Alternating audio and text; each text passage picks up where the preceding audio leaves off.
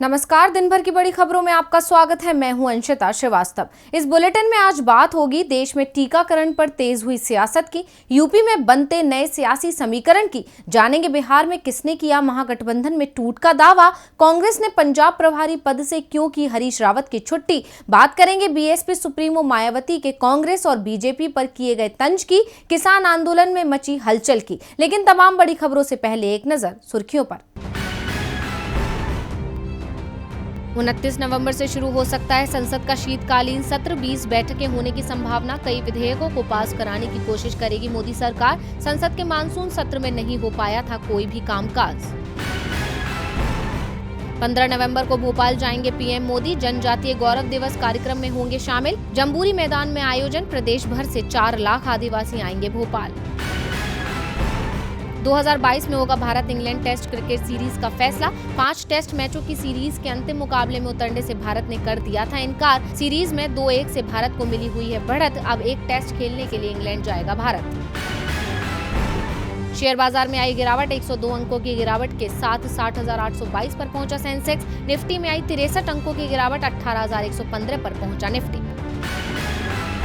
सुर्खियों के बाद अब बात आज की सबसे बड़ी खबर की। 21 अक्टूबर को देश ने वैक्सीनेशन के मामले में 100 करोड़ का आंकड़ा पार कर लिया। इसे लेकर आज पीएम मोदी ने देश को संबोधित किया और इसे अपनी सरकार की बड़ी उपलब्धि बताई। पीएम ने वैक्सीनेशन को लेकर बड़े बड़े दावे किए, लेकिन पीएम के इन दावों पर कांग्रेस ने सवाल खड़े कर दिए। कांग्रेस ने पीएम पर गलत जानकारी फैलाने का आरोप भी लगा दिया। देश में 100 करोड़ लोगों का टीकाकरण हो चुका है, जिसको लेकर आज पीएम मोदी ने देश को संबोधित किया और अपनी खुशी जाहिर की। लेकिन अपने इस संबोधन के बाद पीएम मोदी विपक्ष के निशाने पर आ गए हैं और कांग्रेस ने प्रधानमंत्री नरेंद्र मोदी पर आरोप भी लगाया कि पीएम मोदी ने गलत जानकारियां देकर भ्रम फैलाया है, जिसके लिए उन्हें देश से क्षमा मांगनी चाहिए।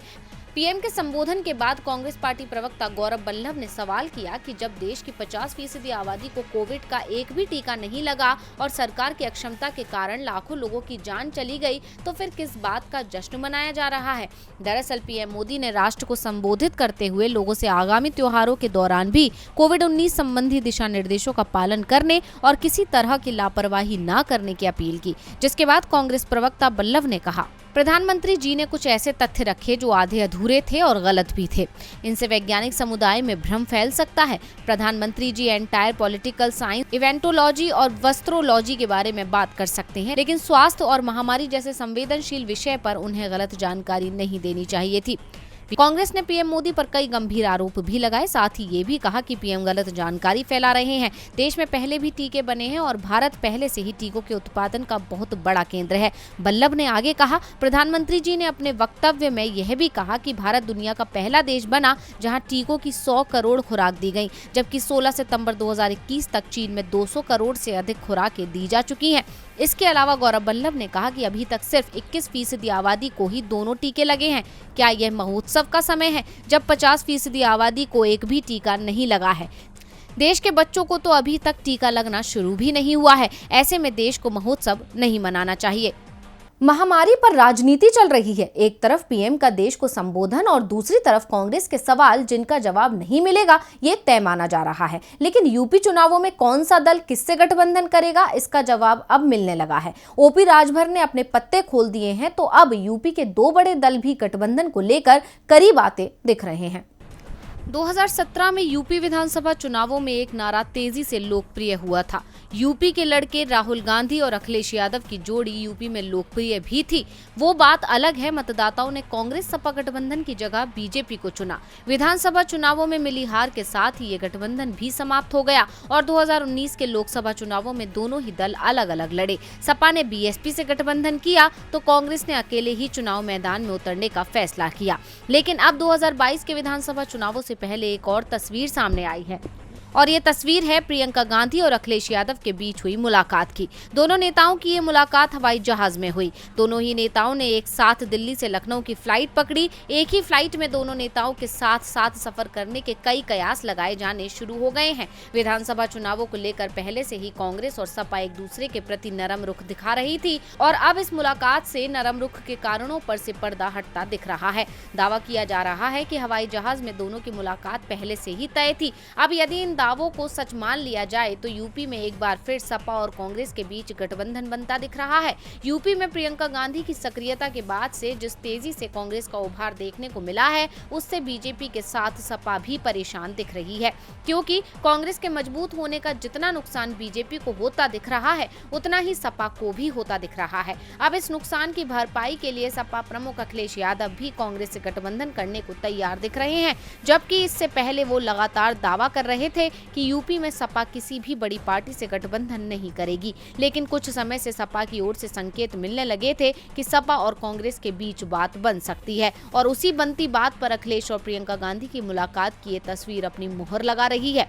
कांग्रेस और सपा के बीच 2017 विधानसभा चुनावों में पहली बार गठबंधन हुआ था। चुनावों में कांग्रेस को सिर्फ 7 सीटों पर ही जीत मिली थी, जबकि सपा को 47 सीटें मिली थी। लेकिन इस समय स्थितियां बदली हुई हैं। यूपी की योगी सरकार के 5 साल के कार्यकाल को लेकर विपक्ष उसे घेरने में जुटा हुआ है। यूपी में विधानसभा चुनावों से पहले कांग्रेस और सपा के बीच महागठबंधन बनता दिख रहा है, तो बिहार में महागठबंधन विधानसभा उपचुनावों के चलते मुश्किल में फंस गया है।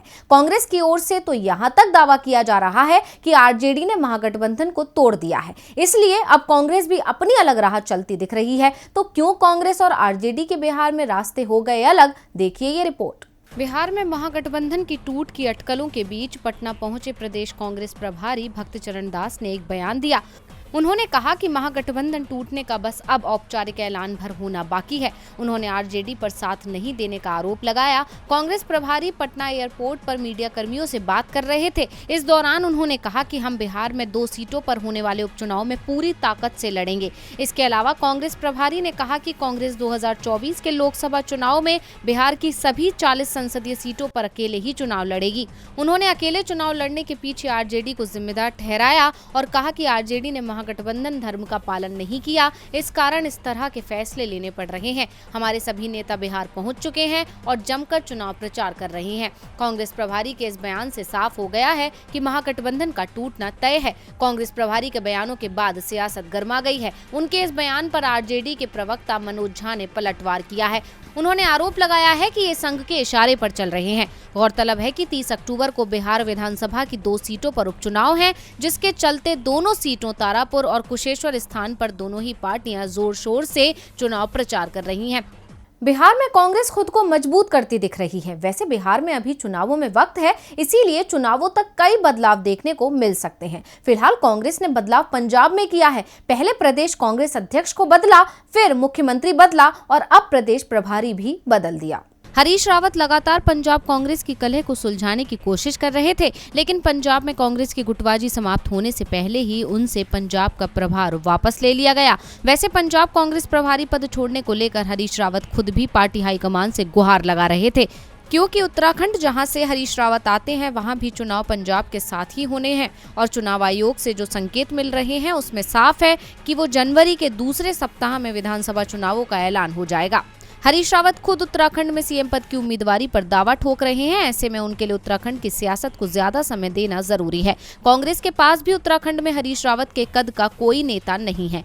वैसे कांग्रेस को रावत से उम्मीद थी कि वो पंजाब कांग्रेस में कलह समाप्त करा देंगे, लेकिन उसमें उन्हें कोई कामयाबी नहीं मिल पाई। कैप्टन अमरिंदर सिंह को सीएम पद से हटाया तो वो अब नई पार्टी बनाने की तैयारी में है। हरीश रावत कैप्टन को बगावत करने से नहीं रोक पाए। वहीं नवजोत सिंह सिद्धू को प्रदेश कांग्रेस अध्यक्ष बनाने और कैप्टन की जगह चरणजीत सिंह चन्नी को सीएम बनने के बाद भी पंजाब कांग्रेस में गुटबाजी पर वो लगाम नहीं लगा पाए। चन्नी और सिद्धू गुट के बीच अभी भी तकरार चल रही है। इस तकरार को समाप्त करने का जिम्मा अब कांग्रेस ने राजस्थान के राजस्व मंत्री हरीश चौधरी को सौंपा है। उन्हें कांग्रेस हाईकमान ने पंजाब कांग्रेस का प्रभारी नियुक्त किया है। हरीश चौधरी अभी पंजाब कांग्रेस के सह प्रभारी थे, अब उनका कद बढ़ा दिया गया है। दावा किया जा रहा है कि हरीश चौधरी के संबंध सीएम चरणजीत सिंह चन्नी और नवजोत सिंह सिद्धू दोनों से ही काफी अच्छे हैं, जिसकी वजह से उन्हें प्रदेश प्रभारी बनाया गया है। इससे पहले आलाकमान ने पार्टी हालात पर नजर रखने के लिए उन्हें चंडीगढ़ भी भेजा था। उस दौरान भी चौधरी ने आलाकमान का भरोसा कायम रखा था। चौधरी की नियुक्ति से चुनाव में राजस्थान के सीमावर्ती क्षेत्र की विधानसभा सीटों पर भी मिलने वाले फायदे को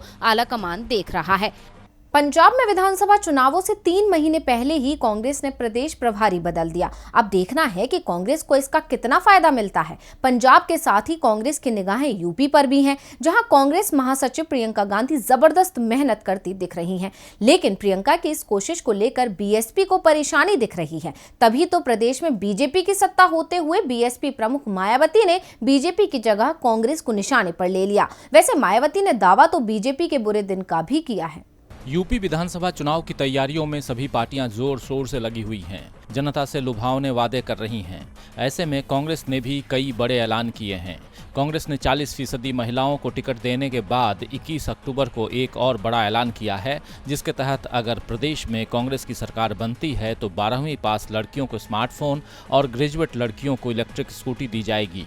प्रियंका गांधी के ऐलान पर बहुजन समाज पार्टी की मुखिया और यूपी की पूर्व सीएम मायावती ने अपनी प्रतिक्रिया दी है। मायावती ने ट्वीट करते हुए कहा, कांग्रेस ने चुनावी छलावे के तहत भाजपा और सपा की तरह ही अनेकों प्रकार के लोक लुभावन वादे आदि करने शुरू कर दिए हैं, जिसके तहत इस पार्टी ने यूपी में सरकार बनने पर उत्तीर्ण छात्राओं को स्मार्टफोन व स्कूटी देने की बात कही है। लेकिन मूल प्रश्न ये है कि इस पर विश्वास कौन व कैसे करे। मायावती यही नहीं रुकी, उन्होंने आगे कांग्रेस पर सवाल करते हुए पूछा कि कांग्रेस की राजस्थान व पंजाब में सरकार है, तो क्या इन्होंने ऐसा कुछ वहां करके दिखाया है जो लोग उनकी बातों पर यकीन कर लें? नहीं किया है तो फिर लोग उन पर विश्वास कैसे करें? यही वजह है कि कांग्रेस व भाजपा आदि पार्टियों के दावों और वादों के प्रति जनविश्वास की घोर कमी है। मायावती ने साफ कहा कि कांग्रेस जनता के बीच विश्वास नहीं बना पाई। मायावती ने कांग्रेस के ऐलान पर तो निशाना साधा ही, साथ ही सत्ताधारी पार्टी बीजेपी को भी कटघरे में खड़ा किया। मायावती ने कहा कि बीजेपी के बुरे दिन शुरू हो चुके हैं। अच्छे दिन का सपना दिखाकर लोगों पर महंगाई, गरीबी और बेरोजगारी का पहाड़ तोड़ने का खामियाजा तो भाजपा को भी भुगतना पड़ेगा।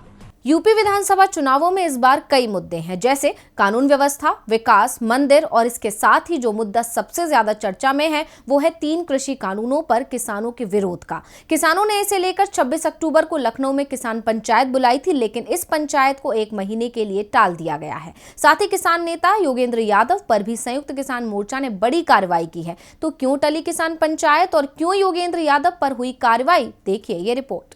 लखीमपुर खीरी में हुई घटना को लेकर किसानों में गुस्सा है और ये गुस्सा लगातार बढ़ता जा रहा है। इसी बीच संयुक्त किसान मोर्चा ने एक सख्त कदम उठाते हुए किसान नेता योगेंद्र यादव को संयुक्त किसान मोर्चे से 1 महीने के लिए निलंबित कर दिया है, क्योंकि योगेंद्र यादव ने कुछ ऐसा किया था जिससे किसान संगठन उनसे नाराज हो गए और उनसे माफी मांगने को कहा, जिस पर पहले योगेंद्र यादव ने माफी नहीं मांगी तो उन्हें निलंबित कर दिया गया। हालांकि मामला हाथ से निकलता देख अब योगेंद्र यादव ने माफी मांग ली। दरअसल लखीमपुर खीरी में हुई घटना में 8 लोगों की जान चली गई थी, जिनमें 4 किसान, 3 बीजेपी के कार्यकर्ता और 1 पत्रकार शामिल था। किसानों और एक पत्रकार के लिए आयोजित श्रद्धांजलि सभा में योगेंद्र यादव शामिल हुए और बाद में बीजेपी कार्यकर्ता के घर भी चले गए, जिसके बाद उनका विरोध शुरू हो गया था और पंजाब के किसान संगठनों ने संयुक्त किसान मोर्चा से योगेंद्र यादव को हटाने की मांग की। इसके बाद संयुक्त किसान मोर्चा की ओर से योगेंद्र यादव से माफी मांगने को कहा गया, लेकिन योगेंद्र यादव ने माफी मांगने से इनकार कर दिया, जिसके बाद मोर्चे से उन्हें 1 महीने के लिए सस्पेंड कर दिया गया। अपने खिलाफ कार्रवाई का ऐलान होते ही योगेंद्र यादव के सुर बदल गए और अब उन्होंने माफी मांग ली है। वहीं दूसरी तरफ किसान मोर्चे ने एक और अहम फैसला लेते हुए कहा कि लखीमपुर खीरी की घटना को लेकर लखनऊ में होने वाली किसान महापंचायत अब 26 अक्टूबर को नहीं बल्कि 22 नवंबर को होगी। किसान नेता योगेंद्र यादव ने अपने ट्विटर हैंडल के जरिए इसकी जानकारी देते हुए बताया था कि मौसम की स्थिति, जिसका सबसे ज्यादा प्रभाव किसानों पर ही पड़ रहा है, उसके कारण अब किसान महापंचायत को 22 नवंबर तक के लिए स्थगित कर दिया गया है। लेकिन केंद्रीय गृह राज्य मंत्री अजय मिश्र टेनी की बर्खास्तगी और गिरफ्तारी के लिए 26 अक्टूबर को धरने आयोजित होंगे। और बुलेटिन के आखिर में बात एनसीबी की अनन्या पांडे से हुई पूछताछ की। शाहरुख खान के बेटे आर्यन खान पहले से ही जेल में है। उनकी गिरफ्तारी ड्रग्स को लेकर हुई है और अब इस मामले में बॉलीवुड अभिनेत्री अनन्या पांडे भी फंसती दिख रही हैं। लगातार दूसरे दिन उन्हें एनसीबी दफ्तर में पेश होना पड़ा है। एक बार फिर उनसे एनसीबी ने सवाल जवाब किए। मुंबई क्रूज ड्रग्स मामले में गिरफ्तार आर्यन खान के साथ व्हाट्सएप चैट सामने आने के बाद बॉलीवुड अभिनेता चंकी पांडे की पुत्री अनन्या पांडे मुश्किल में फंसती दिख रही हैं। कल गुरुवार को एनसीबी दफ्तर में उनसे 2 घंटे से ज्यादा समय तक पूछताछ हुई थी और आज एक बार फिर उन्हें सुबह 11 बजे पेश होने को कहा गया था। अनन्या 11 बजे की जगह 2 बजे एनसीबी ऑफिस पहुंची। इस बार भी अनन्या के साथ उनके पिता चंकी पांडे मौजूद थे। एनसीबी के सामने अनन्या ने ड्रग्स लेने और इसकी सप्लाई से इनकार किया है। दरअसल आर्यन और अनन्या की जिस चैट को लेकर उनसे सवाल जवाब किए गए हैं वो 2 साल पुरानी है। एनसीबी ने 2019 में अनन्या और आर्यन के बीच हुई इस कथित चैट को सबूत के तौर पर कोर्ट में भी पेश किया था, जिसके कारण आर्यन खान को जमानत नहीं मिल पाई थी। एनसीबी का दावा है कि इस कथित चैट में अनन्या आर्यन के लिए ड्रग्स अरेंज करने की बात कह रही हैं, लेकिन जब एक्ट्रेस से इस बारे में एनसीबी ने पूछा तो उन्होंने कहा कि वो आर्यन के साथ मजाक कर रही थी। अनन्या पांडे से महिला अधिकारियों की मौजूदगी में एनसीबी के जोनल डायरेक्टर समीर वानखेड़े ने पूछताछ की। अनन्या से आर्यन संग दोस्ती, उनके दोस्त अरबाज मर्चेंट संग दोस्ती से लेकर पार्टियों में ड्रग्स और व्हाट्सएप चैट से संबंधित सवाल भी पूछे गए। गुरुवार को रेड के बाद एनसीबी ने अनन्या का लैपटॉप और फोन जब्त कर लिया था। सूत्रों के मुताबिक अनन्या से पूछताछ में जांच एजेंसी आर्यन से जुड़ी हर बात की तह तक पहुंचना चाहती है। इधर आर्यन खान की न्यायिक हिरासत 30 अक्टूबर तक के लिए बढ़ा दी गई है। पिछली सुनवाई में आर्यन को जमानत नहीं मिल सकी। तो दिन भर की बड़ी खबरों में बस इतना ही। देखते रहिए डीवी लाइव। नमस्कार।